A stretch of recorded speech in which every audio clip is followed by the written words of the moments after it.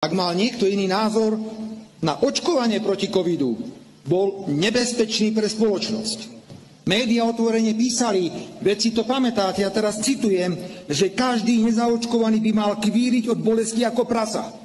Ba treba aj použiť silu, ak niekto odmieta politiku ihly.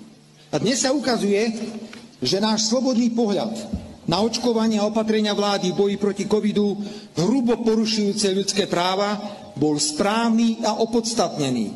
Jedna štúdia za druhou potvrdzujú škandalózne dôsledky masívneho očkovania nepreskúšanými experimentálnymi vakcínami. Áno, potvrdzujem, ako predseda strany a potvrdzujem to aj ako predseda vlády, že podporím úsilie niektorých politikov novej vládnej koalície politicky zhodnotiť, čo to tu vláda v rokoch 2020 až 2021 vystrájala a pozrieť sa aj na finančnú stránku plošných, často úplne nezmyselných nákupov zdravotníckych pomôcok a vakcín.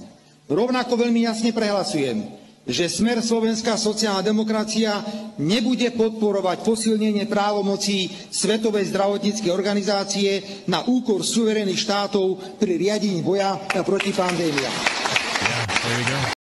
Myslím, že vojna na Ukrajine nezačala pred rokom, aj 2 mesiacmi, ale začala v roku 2014, keď ukrajinskí fašisti zabíjali občanov ruskej národnosti na Ukrajine.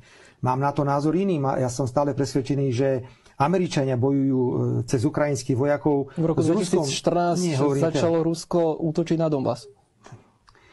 Všetko začalo vyvražďovaním alebo vraždami občanov ruskej národnosti zo strany ukrajinských fašistov. Prosím, neprekrúcajte už aj vy tu zase všelijaké údaje, ktoré sú